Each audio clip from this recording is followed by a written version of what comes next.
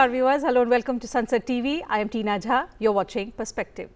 Indian universities and higher education institutions can now admit students twice a year, similar to the admission process followed by foreign universities. The University Grants Commission has allowed for a biannual admission system to be adopted in higher education in India. The two admission cycles will commence from the 2024-25 academic session, with one in July-August and the other in January-February. Now, as per the existing process, students are admitted only once a year in a single academic session that begins in July-August. As per the UGC, universities abroad follow a biannual admission system, and this system in Indian institutions can enhance their international collaborations and student exchanges. However, it is not mandatory for universities to adopt the new system. Those who do will have to make suitable arrangements to facilitate biannual admissions.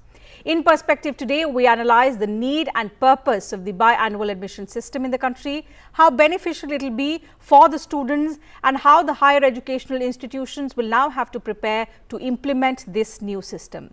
And for this, we are joined by the UGC chairman himself, Professor M. Jagadesh Kumar. Thank you, sir, for your time. Delighted to have you with us in the studio. And joining us virtually is Professor P.K. Khosla, Chancellor, Shoolini University. Thank you, sir, for your time as well. Welcome to Sansad TV.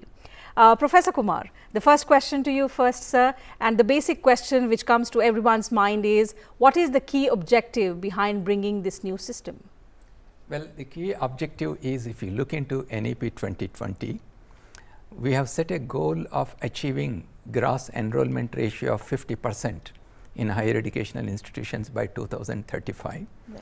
And also, two important aspects of NEP 2020 is to provide better access and equity.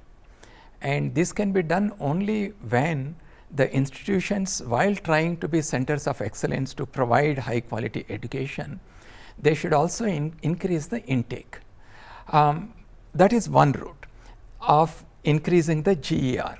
But the other way of doing that is, if we can permit the educational institutions to offer the admissions in the second cycle, because currently we admit the students only in one cycle, which happens in July and August, and this academic session goes until May or June or so, and then the next cycle starts. So now what we are saying is that in addition to the first cycle, you can also admit the students in the January-February cycle. So this will have huge benefits to the students. So in May 2024, the University Grants Commission looked at all the possibilities of how we can encourage the educational institutions to increase their intake, and then decided that let us permit the educational institutions to do a second round of admissions, the second cycle of admissions in January and February. But before taking this decision, last year we actually implemented this in the online and ODL, the distance mode education. Right. In July 2023, about 19 lakh students joined in the ODL and online programs in about 80 universities. But we also decided that let us give admission to the new set of students in January 2024. And to our pleasant surprise, we found that nearly 4.5 lakh students joined in the January session.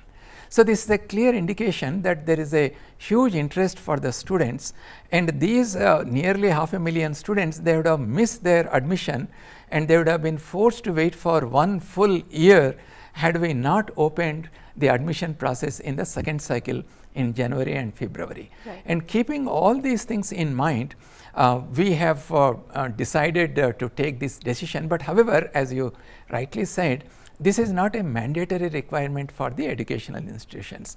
Only those educational institutions which have the required infrastructure, which have the required teaching resources, they can start in a moderate way.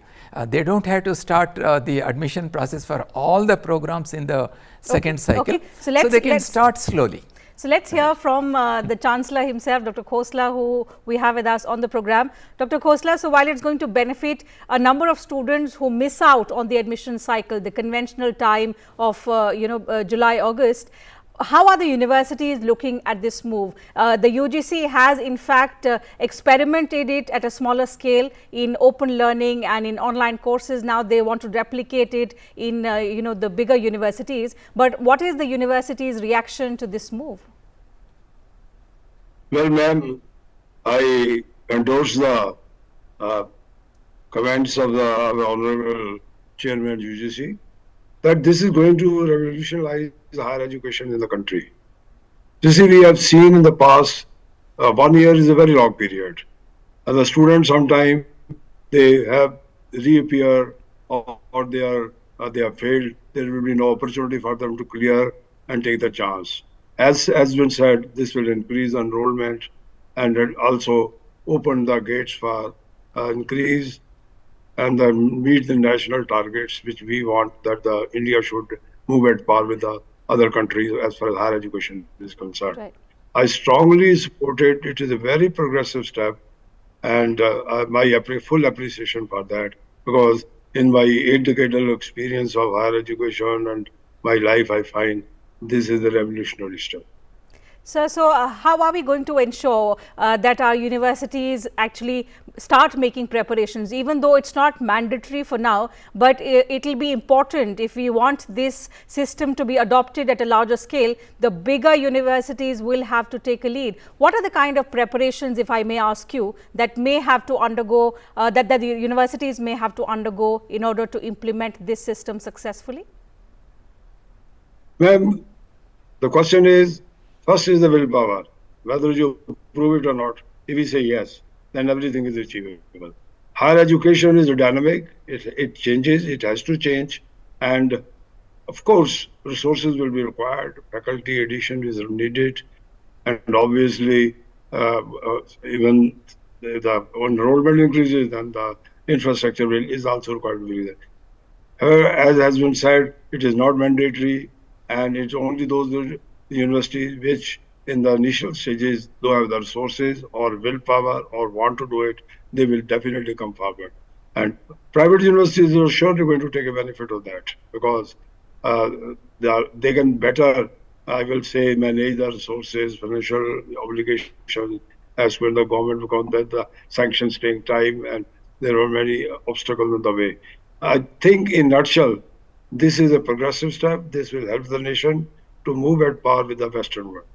Okay, and because it's a progressive step, Mr. Kumar, even though you've not made it mandatory, but I'm sure the UGC would have a framework through which you will be able to help institutions to adapt to this change. Change is something that people are, very skeptical about, and so will a lot of universities and educational institutions be in the country. That there will have to be rapid changes. So, will the UGC provide a framework which will make it easier for them to implement this system in the times to come? See, whenever new reforms are introduced, there will always be some doubts and questions on how these reforms can be implemented. So, that is the reason why we have said that start on a small scale. For example, currently UGC NET is conducted twice in a year. Yes. So, you start admitting PhD students twice in a year, in July, August, and also January and February. And make an audit of your infrastructure, classrooms, research labs, teaching labs, and the available supporting systems. If you have to hire extra faculty members for the second cycle of admissions, make an assessment of that. A lot of groundwork needs to be done.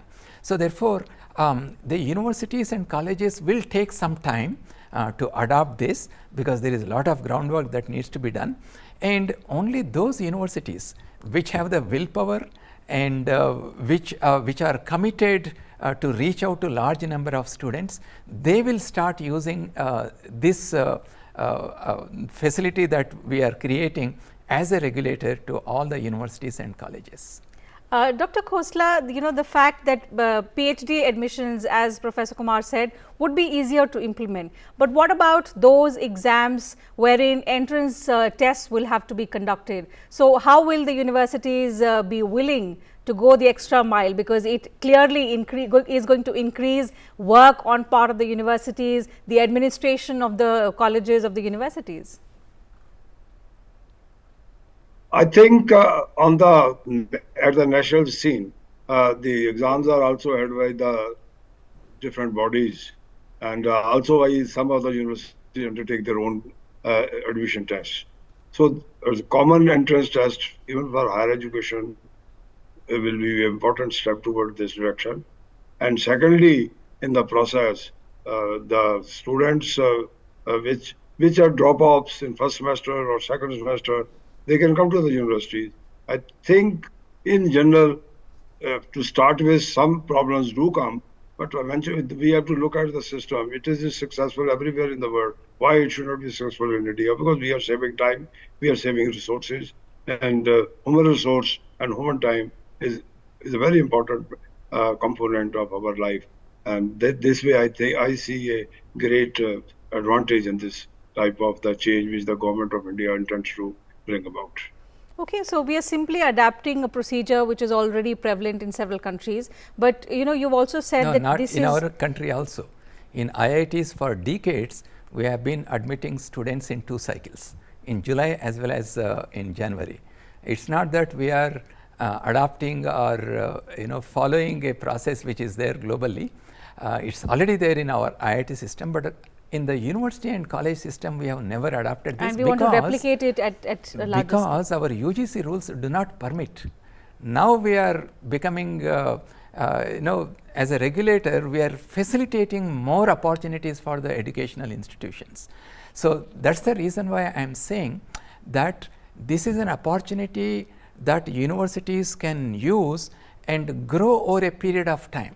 And recently, we have also announced the Institutional Development Plan guidelines, and universities can use these guidelines on Institutional Development Plan and work out the details on how they can adopt this 2-cycle admission process, biannual admission process in their universities. Take your time, maybe a couple of years, plan properly, because we cannot compromise on the quality of education that we give to our students. That in fact was the next question, that when we are going towards increasing quantity, right, how will we also ensure that the quality is also maintained? You see, both are important. We also need to provide education on a mass scale, because we have millions of students who want to have admission in our higher educational institutions. If you have X number of seats, you have several times of that X number of seats applying for admission.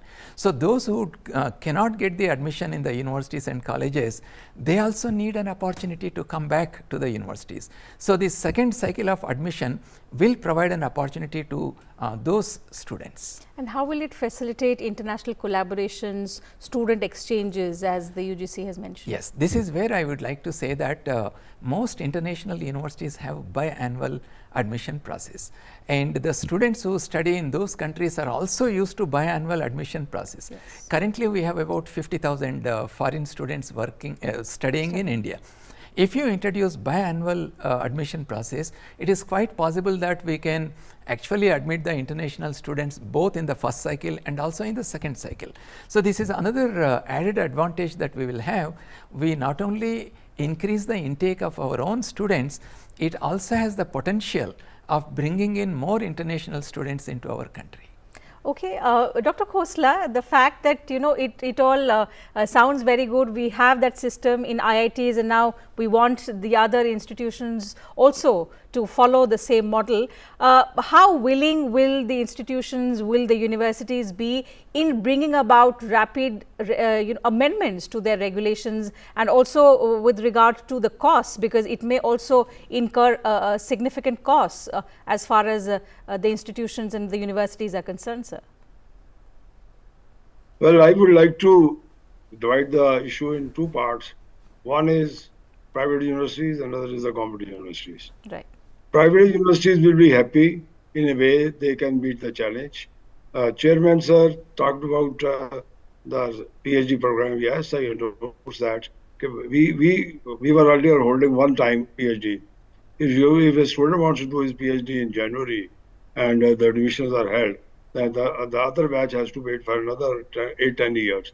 Now we will be having more PhD students. Many times the seats also start vacant because of this time lag, because the rules and regulations are so rigid that once the admission is done, it is final at the end. So two chances are definitely going to help the, I would say, the human resource and improvement on the research base of the country. With regard to your second part, that in the university system, amendments are not difficult because universities are autonomous. They are board of management, they are academic council, they are the high-powered bodies. They can make any change, and I don't think most people are happy. You asked me earlier also, what is the reaction of the teachers? In general, teachers are very happy. They are looking forward for this its adoption in letter and spirit, and then definitely it is going to a source of encouragement, and then job opportunities will come. You see, many people are doing their PhD, they are very happy because they was at least if we are having the double student, 30% jobs are going to be created, or if we have to meet the exigency of the for running these programs. So it is a win-win situation for the nation, for the students, and for the economy of the country. Absolutely. So I think that that's a significant step. So through this move, you're not only helping the students who miss out on the admission process, but also creating opportunities for the budding scholars who are looking for jobs in the universities, the teaching jobs. Currently, the placements in the educational institutions take place only once, because our admissions also take place only once.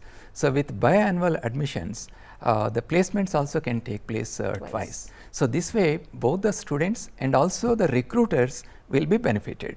And as far as the entrance exams are concerned, you see, for the central universities, for admission into UG and PG programs, the CUET is compulsory. But for all the other universities, CUET is a choice.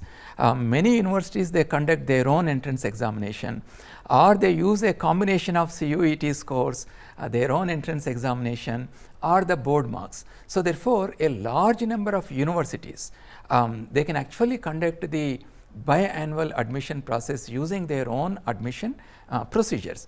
And the question that you have asked about whether UGC will come up with a framework for all the universities about the second admission cycle.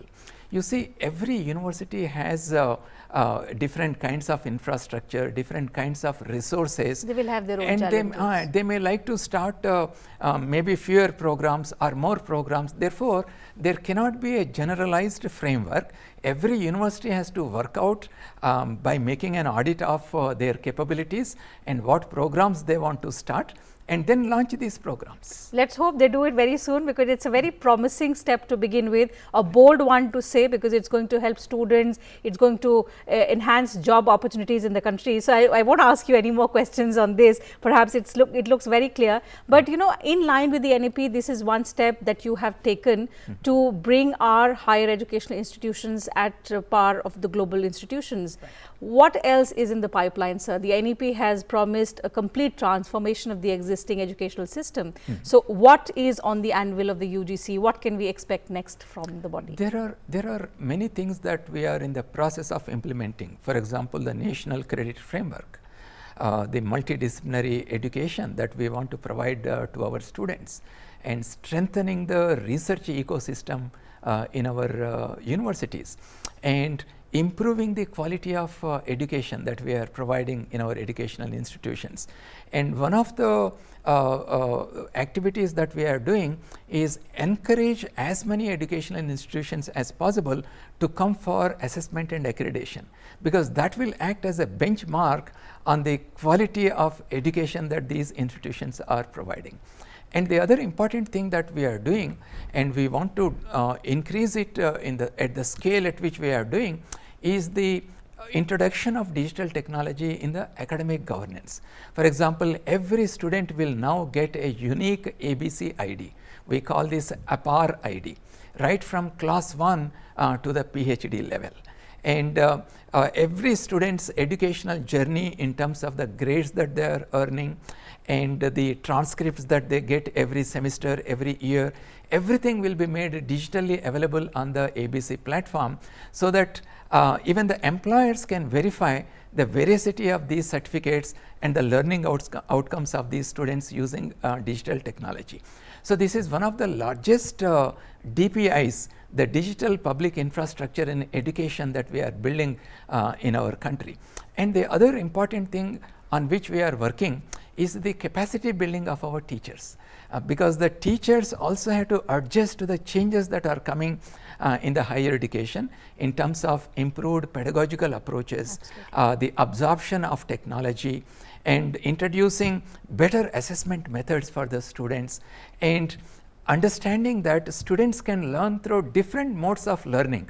It can be in the classroom, it could be through online mode, or it could be a combination of classroom learning and also online learning.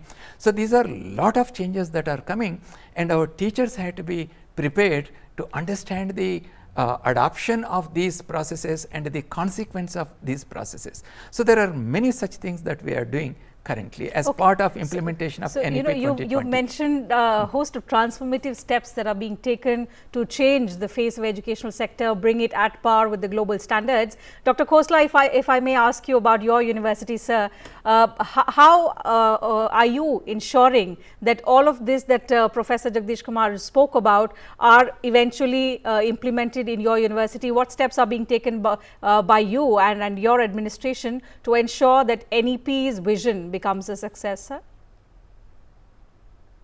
Ma'am, as far as Shoolini University is concerned, we are already, we have among the private universities, if you look at the international ranking, Yes. we are quite among the toppers, and also in the NRF ranking, we are among first 100.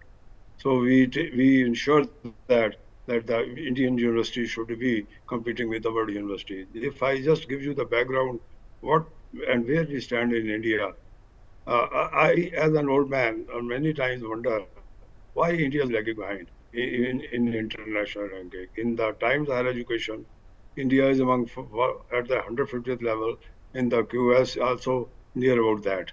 Why, when we are such a 140 crore of people, and I mean, topper university is there 150th or so at that level, it sometimes pains, especially to the old academicians. Why can't we change? Why can't we meet with the challenges the others are doing? And you see, if you look at the world scenario, we cannot close. Nobody talks in this country about the ranking of the Indian university, this and that. They say, "ये हमारे लिए नहीं है, ये दूसरों के लिए, Western countries के लिए है." I think this is a bad excuse. When you are in the race, you must do your best to compete with the world universities. A country like India, if its Indian topper is at 150th rank, it is shocking.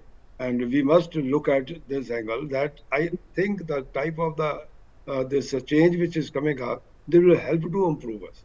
Because then the more people will be there, more research students will be coming up. You will be limiting the student twice in a year, especially the PhDs. So our strong research base will be created in the country. And I think there is no escape. Why should India not be in the higher cadre as far as the research and the research and development and learning in the higher education field is concerned? Right. Professor, the fact that with you at the helm, we've seen the UGC take several steps in accelerating and realizing the vision of NEP 2020. Right. But research and development is one area that the Prime Minister also has, kept his thrust on. This is one area which is going to propel India towards becoming a developed nation. So to ensure that our research scholars get the most capable ones, especially get the best kind of opportunities, and the fact that they stay here in India, because what happens is, and we have seen a phase wherein all the intelligent minds went to study, never came back. So to ensure that that does not happen again, ensure that the best of minds stay here and render their services to the country, which is very, very required. You see, currently India is one of the stable economies in the world. Yes. We have built some of the best digital public infrastructure in our country. Right, we have put a lander on the south pole of the moon, and there are so many technological advances that are taking place. Today in India, we have more than 125,000 startup companies, and many of them are coming in tier 2 and tier 3 cities and towns.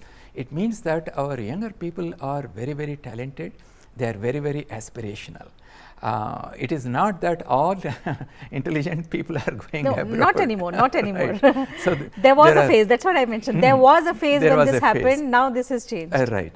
And you can also see that many of our universities and institutions such as IITs are now finding place in among the top universities in the world. Recently, the World University Rankings were announced. There are many universities which have come in the top ranked bracket. Yes. So which clearly indicates that the kind of research that we are doing in our universities and higher education institutions is actually improving. And UGC also has taken several steps, such as establishing the R&D cells in each university, and these R&D cells training the faculty members to write successful project proposals, and train the faculty members on how to manage these projects, right, and how to turn the basic research that they do into a prototype and perhaps take that into a startup company. So there are a lot of things that are happening, and you will start seeing the impact of this in the coming years in terms of the recognition that our universities will get globally, and also the contributions our students will make who are coming out of these institutions. Okay, so smaller steps but significant steps being taken now, results of which will be reflected tomorrow, is what Professor Kumar suggests. Thank you, Dr. Khosla and Professor Kumar, for joining us on the program today. Time allows me to take up only that much on this edition of Perspective,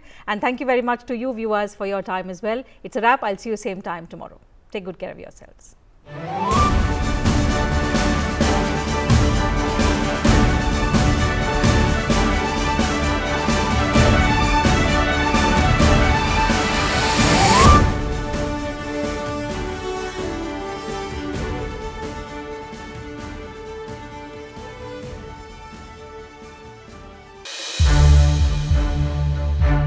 To watch more programs of Sansad TV, subscribe to our YouTube channel and don't forget to like and share them.